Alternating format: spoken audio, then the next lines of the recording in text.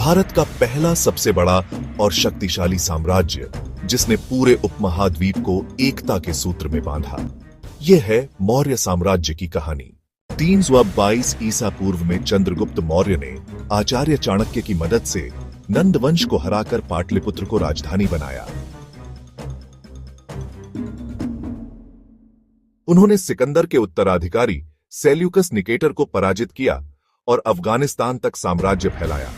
बाद में उन्होंने जैन धर्म अपनाया और कर्नाटक के श्रवणबेलगोला में सन्यासी बने।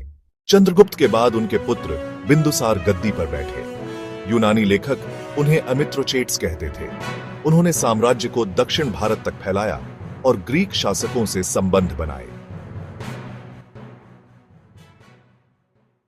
अशोक महान मौर्य साम्राज्य के सबसे प्रसिद्ध शासक थे। 261 ईसा पूर्व का कलिंग युद्ध उनके जीवन का मोड़ साबित हुआ।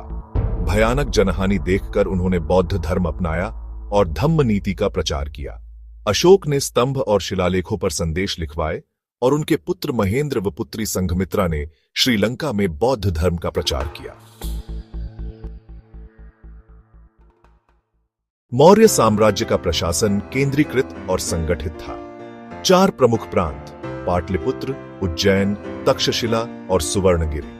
अर्थशास्त्र के रचयिता चाणक्य ने कर और राजनीति का पूरा ढांचा बनाया। इस काल में कला और स्थापत्य ने भी ऊंचाई पाई। सारनाथ का सिंह स्तंभ आज भारत का राष्ट्रीय प्रतीक है।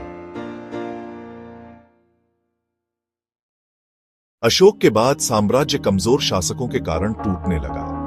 186 ईसा पूर्व में अंतिम शासक बृहद्रथ की हत्या उसके सेनापति पुष्यमित्र शुंग ने कर दी। यहीं से शुंग वंश की शुरुआत हुई।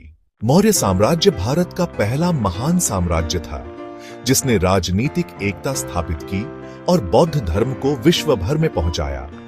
आज भी इसकी गूंज भारत के राष्ट्रीय प्रतीक और इतिहास के पन्नों में जीवित है।